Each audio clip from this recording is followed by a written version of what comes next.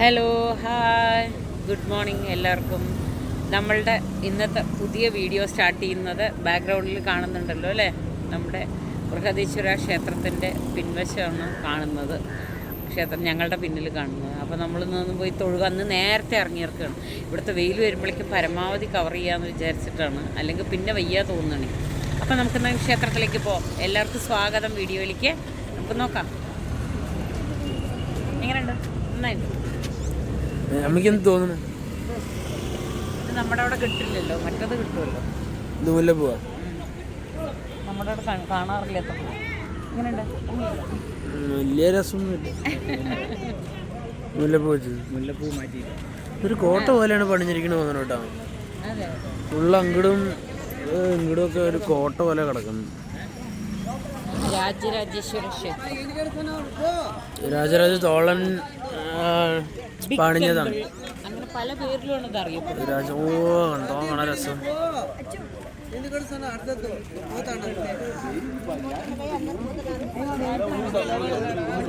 രാജരാജ ചോഴനാണ് ഇത് നിർമ്മിച്ചത്. 1013 ഈ സംഭവം പണി കഴിച്ച് തുടങ്ങിയത്. ഭയങ്കര ഗംഭീരമായിട്ടുള്ള ചെരുപ്പ് പുറത്തെവിടെയാണ് പറയുന്നത്. നമുക്ക് 1, 2, 3, 4 ഞാൻ വൃന്ദാവനത്തിൽ പോയപ്പോൾ ഇതേപോലെ അങ്ങനെ 4 ഉണ്ട്. കോവിൽ നമ്മുടെ ക്ഷേത്രത്തിലെ പോലെയല്ല. ഞാൻ പോയിട്ടുണ്ടായിരുന്നല്ലോ. നമുക്കിത് കഴിഞ്ഞ് നാലമ്പലം കഴിഞ്ഞ ഉള്ളിൽ കയറിക്കൂടെ? ഇത് ഇവിടെ അങ്ങനെയല്ല. ഇവിടുത്തെ രീതി ഇതൊരു കോട്ട, അതൊരു കോട്ട, അത് അതിൻ്റെ അപ്പുറം. ഇവിടെ തൊഴുകണമെന്ന് തോന്നുന്നു കേട്ടോ. എല്ലാവരും ഇവിടെ തൊഴുകുന്നുണ്ട്. അപ്പോൾ നമുക്കും ഇവിടെ തൊഴുകണ്ട്. Responsible inside. ശിവനാണ് പ്രധാന പ്രതിഷ്ഠ.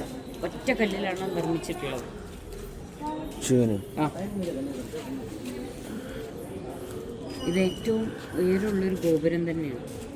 ഇതിൻ്റെ മകുടം ദൂരെ നിന്നേ കാണാൻ പറ്റും. ഭയങ്കര വെയിറ്റ് ആണ്. ഒരു റൗണ്ട് 80 ടൺ അങ്ങനെ എന്തോ അല്ലേ? 80 ടൺ അങ്ങനെ എന്തോ അല്ലേ?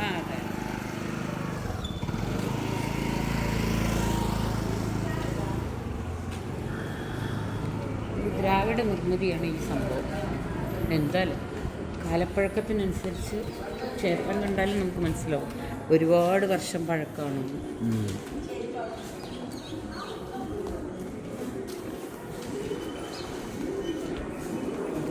കലശം കാണാൻ തുടങ്ങിയിട്ടില്ല കേട്ടോ ക്ഷേത്രത്തിൻ്റെ. ക്ലോക്ക് റൂം അവിടെ ഉണ്ട് റൈറ്റ് സൈഡിൽ കേട്ടോ. രണ്ടാമത്തത് കഴിഞ്ഞ് കഴിഞ്ഞാൽ പിന്നെ ക്ലോക്ക് റൂം. ചെരുപ്പ് എടുത്തിട്ട് വന്നിട്ടുണ്ട്, അതുകൊണ്ട് വെക്കണം. നമ്മൾ ചപ്പലൊക്കെ വെച്ചിട്ട് വന്നു ഇവിടെ.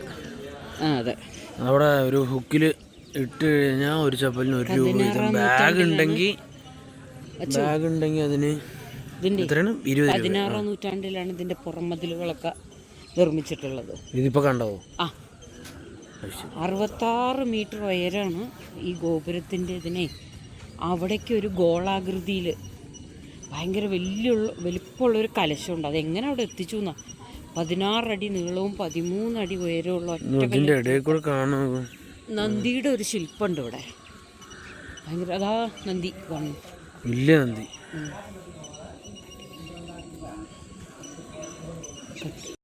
ഉണ്ട്.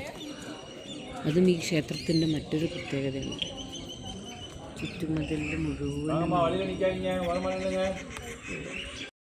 400 തൂണുകളാണ് ഇവിടെ ഉള്ളത്. ഇതാ കാണുന്നതാണ് 400 തൂണുകളും. അതുപോലെ 5 നിലകളുള്ള പ്രവേശന ഗോപുരങ്ങളാണ് ഇവിടെ ഉള്ളത്. നമ്മൾ ഓരോന്നിലായിട്ട് കയറി പോയി തൊഴുകണം. യുനെസ്കോ ലോക പൈതൃക സ്ഥാനം കൊടുത്തിരിക്കുന്നതാണ് ഇതിന്.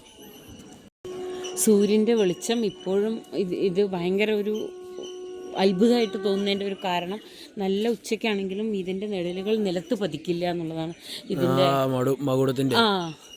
അപ്പോൾ ഇതാണ് അതിൻ്റെ ഒരു പ്രത്യേകതയുള്ളത്. നോക്കുക, ആ മകുടം, അത്രയും വലിയൊരു മകുടം മുകളിലെത്തിക്കുക ആ കാലഘട്ടത്തിൽ എന്ന് പറഞ്ഞാൽ എന്തുമാതിരി ടാസ്ക്കായിരിക്കും അവർക്ക്. ഭയങ്കര ഗംഭീരം. നന്ദി ഏറ്റവും കൂടുതൽ ഹൈറ്റുള്ള നന്ദി ഇവിടെയാണ് അത്ര ഉള്ളത്. അങ്ങോട്ട് ഫ്രണ്ടിലേക്ക് പോയാൽ കാണാൻ പറ്റും. ഇതാണ് ആ വലിയ നന്ദി, ഇവിടെ മുൻവശം. വന്നിട്ട് ബാക്കി കാര്യങ്ങൾ പറയാം. അപ്പോൾ എന്തായാലും നമ്മളൊന്ന് തൊഴുതിട്ട് വരട്ടെ.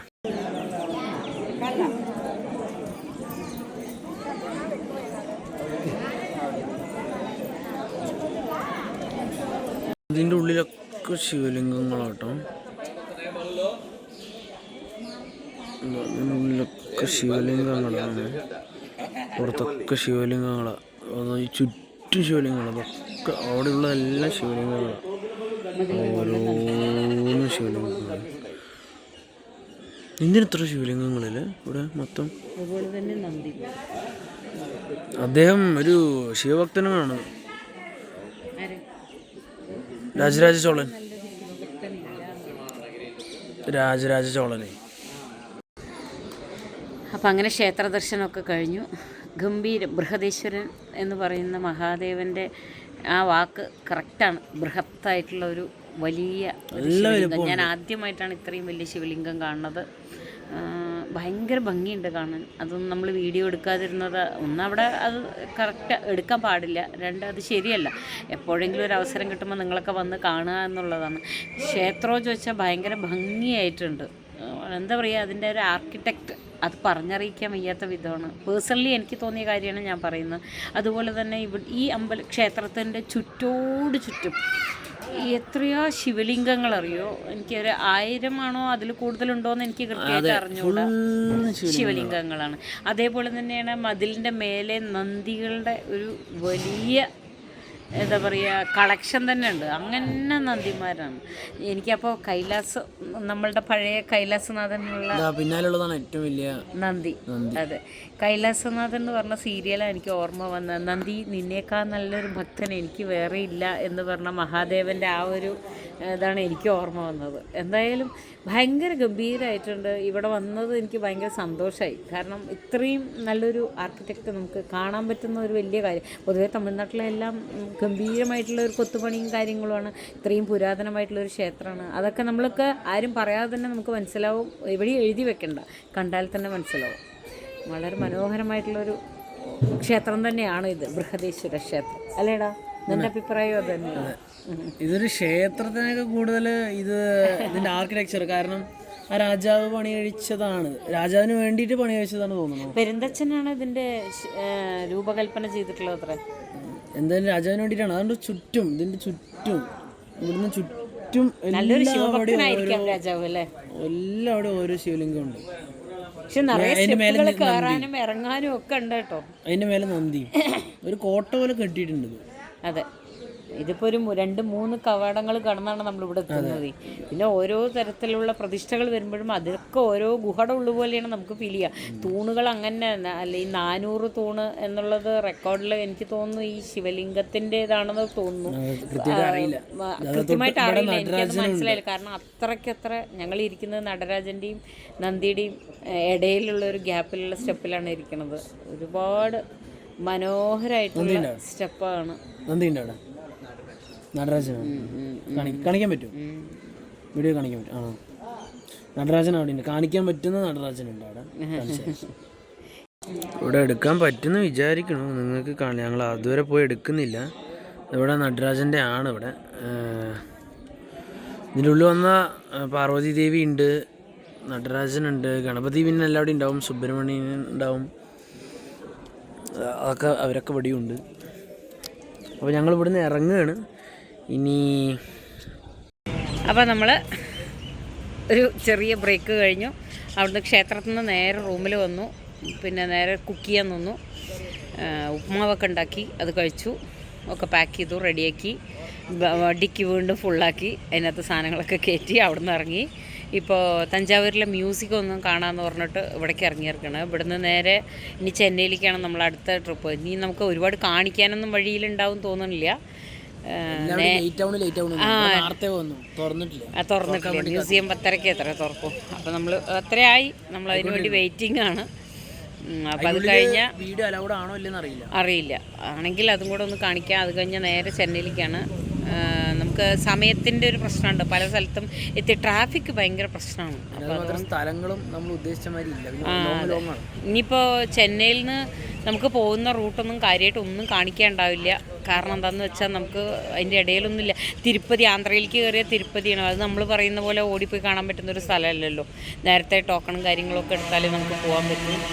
അപ്പോൾ അത് സാധ്യത കുറവാണ്. പിന്നെ വെറും ട്രാവലിംഗ് മാത്രമായിരിക്കും. ഹൈദരാബാദാണ് നമ്മുടെ ഡെസ്റ്റിനേഷൻ. അപ്പോൾ അവിടേക്ക് എത്തുന്നത് വരയ്ക്ക് നമുക്ക് എന്തൊക്കെ ഉണ്ടാവും എന്നറിയില്ല. എന്നാലും എന്തെങ്കിലും ചെറിയ ചെറിയ കാര്യങ്ങളാണെങ്കിൽ ഞാനത് കാണിക്കാമെന്നാണ് വിചാരിക്കുന്നത്. അത് അപ്പം എന്ത് കാണുന്നോ അത് കാണിക്കാമെന്നാണ് വിചാരിക്കുന്നത്. അല്ലാണ്ട് അതൊന്നും ഇനിയൊന്നും ലിസ്റ്റിലില്ല. പോകുന്ന വഴി അങ്ങനെ പോകാമെന്നുള്ളതാണ്. കാരണം ഇവിടുന്ന് ചെന്നൈയിൽ നിന്ന് അങ്ങോട്ട് തന്നെ എത്രയോ മണിക്കൂർ പറഞ്ഞു കേട്ടോ അവർ, 12 എന്തുകൊണ്ട്. അത് കഴിഞ്ഞാൽ ഒറീസയിലേക്കാണ്, പിന്നീട് പുരിയിലേക്കാണ് അടുത്തതുള്ളത്. പുരി ഒരു 10-18 കിലോമീറ്റർ മണിക്കൂർ യാത്ര ചെയ്യണം പറയുന്നുണ്ട്. പക്ഷെ അത് പറഞ്ഞിട്ട് കട്ട് ചെയ്യാൻ പറ്റാത്തതുകൊണ്ടാണ് അതും കൂടി പോകാൻ വിചാരിക്കണത്. അപ്പോൾ അതൊക്കെ നമുക്ക് ഒരുപാട് ബ്രേക്ക് വരും പറയും. അങ്ങനെ പ്രത്യേകിച്ച് എനിക്കൊന്നും കാണിക്കാൻ ഉണ്ടാവില്ല. അത് കഴിഞ്ഞാൽ പിന്നെ കണ്ടിന്യൂസ് ആയിരിക്കും. പിന്നെ അടുത്തടുത്ത് തന്നെയല്ലേ ഓരോ കാര്യങ്ങളും. അപ്പോൾ നമുക്ക് മ്യൂസിയത്തിലേക്ക് കയറാം. അവിടെ എന്താ നോക്കാം. അപ്പോൾ ഇത് തഞ്ചാവൂർ മ്യൂസിയത്തിലേക്ക് നമ്മൾ കയറാൻ പോകണം. ട്രെയിനിൽ പോകണമെന്നറിയില്ല. അവിടെ ഒരു കുഞ്ഞു ട്രെയിൻ കാണാനുണ്ട്.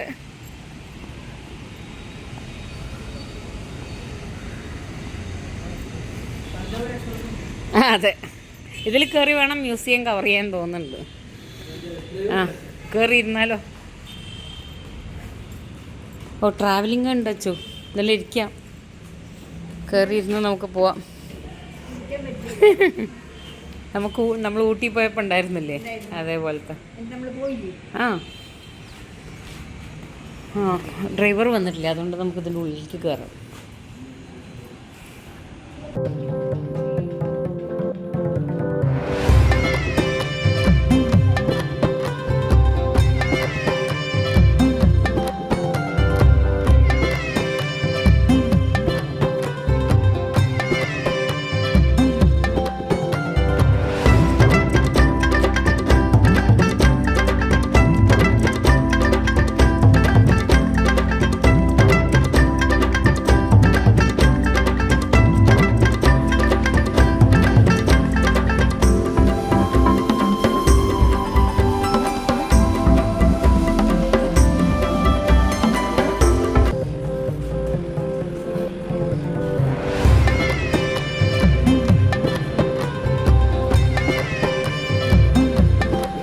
പബ്ലിക് അഡ്മിനിസ്ട്രേഷൻ ചേംബറാണ്. അന്ന് ഉപയോഗിച്ചിട്ടുണ്ടായിരുന്ന ക്യാമറയും പ്രൊജക്ടറും പിന്നെ പ്രിൻറ്റിങ് മെഷീൻ, പിന്നെ ഇത് കണ്ടിട്ട് തമിഴ് ടൈപ്പ് റൈറ്റിംഗ് മെഷീൻ. അപ്പോൾ ഇത് തമിഴ് മാത്രമേ അടിക്കാൻ പറ്റത്തുള്ളൂ. അന്ന് ഉപയോഗിച്ചിട്ടുണ്ടായിരുന്ന സാധനങ്ങളൊക്കെയാണ് ഇതൊക്കെ.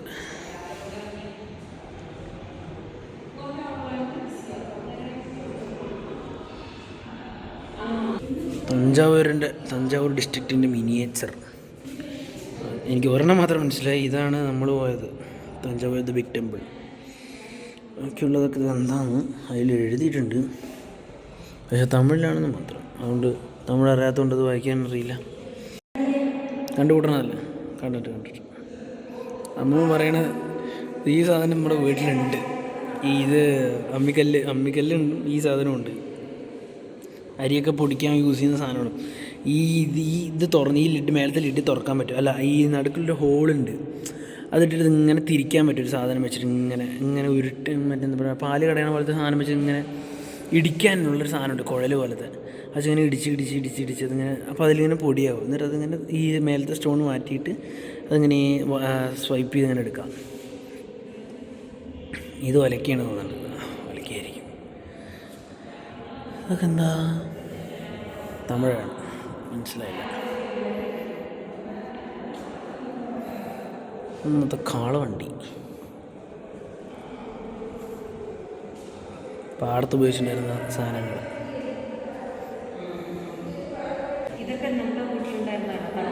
എനിക്കറിയാം, ഇതിപ്പോൾ വീട്ടിലിരിക്കുന്നുണ്ട്. പക്ഷെ നമ്മൾ വേറെ യൂസിനാണ് പോയി ഉപയോഗിക്കുന്നത്. ഒലയ്ക്ക് വീട്ടിലുണ്ട്, ഇവിടെ എക്കോ അടിക്കുന്നുണ്ട്. അമ്മ ഫുൾ എക്സൈറ്റഡ് ആയി. ഇവിടെ ഒന്നും പോകണില്ല കുറേ നേരം. ആളിതൊക്കെ അയവറുത്തുകൊണ്ടിരിക്കണം. ഇത് നാഴിയല്ല ഇത്. അതെ, നാഴിയാണ്. നാഴി.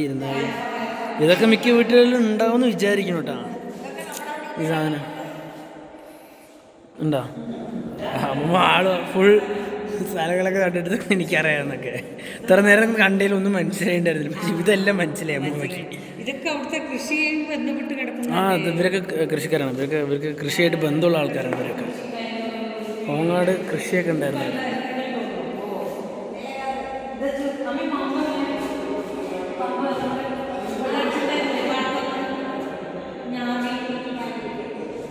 നമ്മൾ രണ്ടുപേരും ഫുൾ എക്സൈറ്റഡ് ആണ്. എനിക്കിതിനെക്കുറിച്ച് വലിയ പിടുത്തില്ല, പക്ഷേ ഈ 3-4 സാധനങ്ങൾ ഞാൻ കണ്ടിട്ടുണ്ട് ഓൾറെഡി, വീട്ടിലുണ്ട്.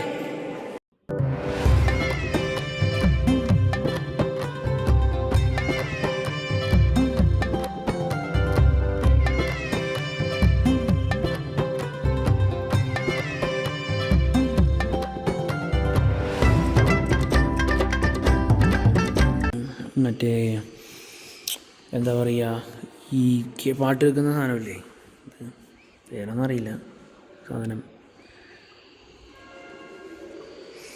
ഇതിൻ്റെ ടിക്കറ്റിൻ്റെ റേറ്റ് വരുന്നത് $20, 20 രൂപയാണ് ഒരാൾക്ക് ഇതിൽ കയറാൻ.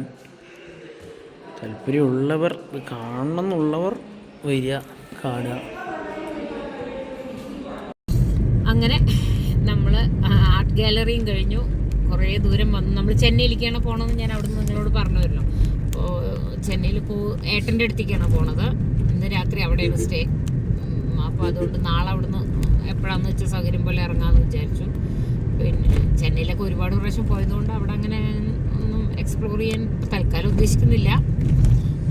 അങ്ങോട്ട് മുകളിലേക്ക് കയറാനുള്ള ഇതിൽ നോക്കാമെന്നാണ് വിചാരിക്കണത്. പിന്നെ ഭക്ഷണമൊക്കെ കഴിക്കൽ കഴിഞ്ഞു. ഞാനതൊന്നും വീഡിയോ ആയിട്ട് കാണിക്കാതിരുന്നത് എന്താണെന്ന് വെച്ചാൽ, ഒന്ന് സമയക്കുറവ്, നമ്മൾ ടൈം പിടിച്ചിട്ടേ ട്രാഫിക് കയറുന്നതിന് മുമ്പേ വേഗം ഓടിയെത്തുക എന്നുള്ളൊരു കാരണം കൊണ്ടാണ് നമ്മളങ്ങനെ വേഗം വരണം. അപ്പോൾ ഞാൻ ഒന്നും വെച്ചിട്ടില്ല, ചോറും തൈരും ഉണ്ടായിരുന്നു. പിന്നെ നമ്മൾ അടയാർ ആനന്ദഭവൻ പറയും, തമിഴ്നാട്ടിലുള്ളതാണ്. നമ്മുടെ പാലക്കാട് നിന്നാവുമ്പോൾ കോയമ്പത്തൂർ എത്തുന്നതിന് മുമ്പുണ്ട് അടയാർ A to B എന്ന് പറഞ്ഞിട്ടുള്ള ഒരു ഷോപ്പ്. അത് റെസ്റ്റോറൻറ്റുമാണ്. അവിടെ നമുക്ക് ഇങ്ങനെയുള്ള സാധനങ്ങളും കിട്ടും. പക്ഷേ അതെന്താണെന്ന് വെച്ചാൽ അതുകൊണ്ടുള്ള ഒരു ഗുണം, നമുക്ക് ഇൻസ്റ്റൻ്റ് ആയിട്ടുള്ള ഭക്ഷണങ്ങൾ ഉണ്ടാക്കാന്നുള്ളതാണ്. ഇപ്പോൾ പുളിയോദരയുടെ പൗഡർ ഞാൻ അതൊരു ദിവസം കാണിച്ചു തരാം, ഞാൻ സമാധാനമായിട്ടിരിക്കുമ്പോൾ ഞാൻ കാണിച്ചു തരാം. അതുപോലെ തന്നെ അതിന് തക്കാളിച്ചോറ്, നാരങ്ങ, വത്തക്കുഴമ്പ്, അങ്ങനെ പറഞ്ഞിട്ടുള്ള അവരുടെ ഇതായിട്ടുള്ള ട്രഡീഷണൽ ആയിട്ടുള്ള എല്ലാ അതും പാക്കറ്റായിട്ട് കിട്ടുന്നുണ്ട്. അപ്പോൾ നമുക്ക് ചോറ് എടുത്തു കഴിഞ്ഞാൽ അതിനകത്ത് മിക്സ് ചെയ്ത് കഴിക്കുകയുണ്ടോ. അപ്പോൾ അത് ഈസി അല്ലേ, നമ്മൾ കറികളും ഉപ്പേരിയും ഒക്കെ ആക്കിയിട്ട് നമുക്ക് എല്ലായ്പ്പോഴും അത് പോസിബിൾ അല്ലല്ലോ. പക്ഷേ അപ്പോൾ പെട്ടെന്നുള്ള പരിപാടി ആയതുകൊണ്ട് ഞാനപ്പോൾ ഒന്ന് വത്തക്കുഴമ്പാണ് എടുത്തത്. അതിപ്പോൾ ഇത് എല്ലാവരും ഊണ് കഴിച്ചു, തൈരും ചോറും അതും കൂടെ മിക്സ് ചെയ്ത് അങ്ങോട്ട് കഴിച്ചു. അപ്പോൾ അന്നത്തെ ഉച്ചത്തെ പരിപാടിയും കഴിഞ്ഞു. ഇനിയിപ്പോൾ നേരെ പോവുകയാണ്. നമ്മളിപ്പോൾ പോണ്ടിച്ചേരി കയറിയിരിക്കുകയാണ്. ഇനിയിപ്പോൾ ചെന്നൈയിലേക്ക് പോണ്ടിച്ചേരി ബസ് സ്റ്റാൻഡിലാണ് ഇപ്പം നമ്മൾ നിൽക്കുന്നത്. നമ്മൾ ട്രാഫിക്കിൽ നിൽക്കുകയാണ്. അതാ ചെന്നൈയിലേക്കാണ്. പോണ്ടിച്ചേരി എത്തിയേ ഉള്ളൂ. പോണ്ടിച്ചേരിയിലേക്ക് കയറി അവിടെ ആ കയറുന്നതിൻ്റെ തൊട്ട് മുന്നേ നിന്ന് ഫുഡ് കഴിച്ചത്. ഫ്രഷ് കുക്കുംബറാണ്. അല്ലല്ല, അത് വേറെന്തോ റബ്ബർ പോലെ ഉണ്ട് അല്ലേ.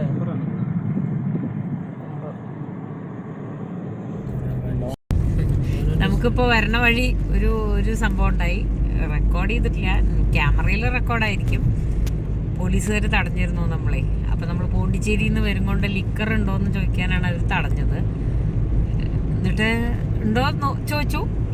നമ്മളില്ല എന്ന് പറഞ്ഞാൽ ഇപ്പോൾ അവരത് വിശ്വസിക്കാനൊന്നും പോകണില്ലല്ലോ. അപ്പം നോക്കട്ടെ ചോദിച്ചു. നോക്കിക്കോളൂ പറഞ്ഞു. ഡിക്കി തുറക്കാൻ പറഞ്ഞു. വീണോ അതിലെ ഡപ്പ അഡ്ജസ്റ്റ്മെന്റിൽ വെച്ചിരിക്കല്ലേ, ആ ബ്ലാക്ക് ഡപ്പ തുറന്നു. അതെ, ആ ഡിക്കി കണ്ടപ്പോഴേ അയാൾക്ക് തലയ്ക്ക് വട്ടായി.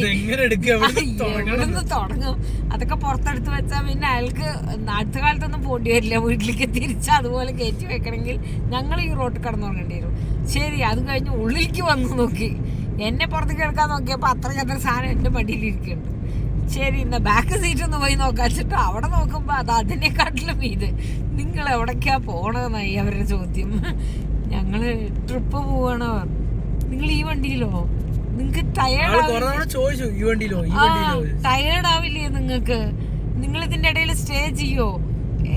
നിങ്ങൾ സൂക്ഷിച്ചു പോവോ എന്നൊക്കെ ചോദിച്ചു. എന്തായാലും അങ്ങനെയൊക്കെ പറഞ്ഞ് ഞങ്ങളെ അവിടെ നിന്ന് ഇങ്ങോട്ട് വിട്ടു അവർ. കാരണം ഇതിൽ ചെക്ക് ചെയ്യാന്നുള്ളത് പോസിബിളേ അല്ലാത്ത കാര്യമായതുകൊണ്ടേ ഒന്ന് പുറത്തേക്ക് ഇറങ്ങണമെങ്കിൽ നല്ല ബുദ്ധിമുട്ടാണ്. കയ്യിലും കാലിലും ഒക്കെ സാധനങ്ങളാണ്, ഒരു ഒട്ടും സ്ഥലമില്ല. അങ്ങനെ ഒരു സംഭവം ഉണ്ടായി. സാധനം നിറഞ്ഞു കഴിഞ്ഞാൽ ഒരു നിവർത്തിയില്ല കേട്ടോ. ടിക്കർ ഉണ്ടെങ്കിലും ഇപ്പോൾ അവർക്ക് ഇതൊന്നും കണ്ടുപിടിക്കാൻ പറ്റില്ല. സംഭവം അങ്ങനെ എത്തൊന്നുമില്ല, പക്ഷെ പറഞ്ഞിട്ട് കാര്യമില്ല. എന്നിട്ട് ലാസ്റ്റ് അയാൾ ഇങ്ങോട്ട് ചോദിക്കണ്ടായിരുന്നു, ഇത്ര ലോങ് ഒക്കെ പോണതല്ലേ, ഒരു 2 കുപ്പിയൊക്കെ വാങ്ങി വെക്കായിരുന്നില്ലേ, അതൊക്കെ കഴിച്ചിട്ട് വേണ്ടേ പോവാൻ അയാള്. അവസാനം ചിരിച്ചോണ്ട് പോലീസ് വരും ചോദിക്കണം, ഒക്കെ ചില്ലായിട്ട് വേണ്ടേ പോവാൻ. അപ്പം അങ്ങനെ ഒരു സംഭവം ഉണ്ടായി, അത് നിങ്ങളുമായിട്ട് ഷെയർ ചെയ്യണമെന്ന് വിചാരിച്ചതാ. നമ്മുടെ യാത്രയിൽ കണ്ടതാണ് ഇതെല്ലാം. ഈ ഉപ്പ് കൂട്ടിയിട്ടിരിക്കുന്നത് കണ്ടപ്പോൾ കൗതുകം തോന്നി. ഞാൻ അച്ഛനോട് വീഡിയോ എടുക്കാൻ പറഞ്ഞതാണ്. അവൻ പോയി എടുത്തിട്ട് വന്നതാണ്. നിറയെ ഞാൻ ഫസ്റ്റ് ടൈമാണ് കേട്ടോ അങ്ങനെ കാണുന്നത്. ഉപ്പ് ദൂരെ നിന്ന് ട്രെയിനിൽ പോകുമ്പോൾ കണ്ടിട്ടുണ്ട്, പക്ഷെ അല്ലാതെ അടുത്ത് കണ്ടിട്ടില്ല. നിറയെ ഉപ്പുപാടങ്ങളും കൂട്ടിയിട്ട ഉപ്പുകളും ഉണ്ട് കേട്ടോ. അതൊരു നല്ല കാഴ്ച ആയതുകൊണ്ടാണ് ഞാൻ അതെടുത്തത്. നന്നായിട്ടുണ്ട്. ഓ, അടുത്തേക്ക് കാണാൻ പറ്റിയില്ലേ, നിറയെ ഉണ്ട്.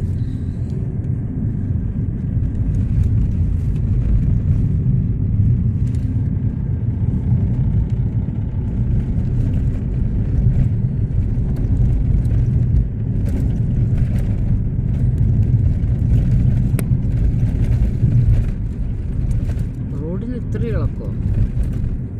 ഇളക്കണതാ.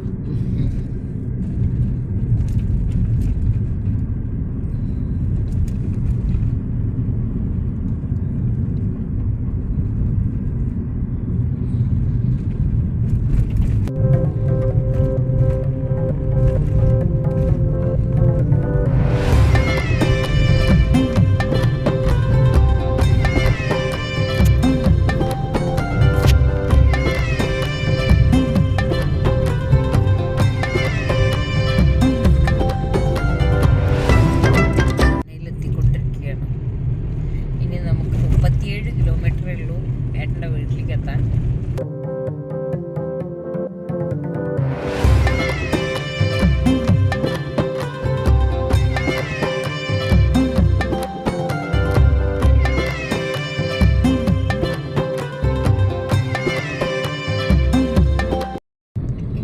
Doctor MGR university.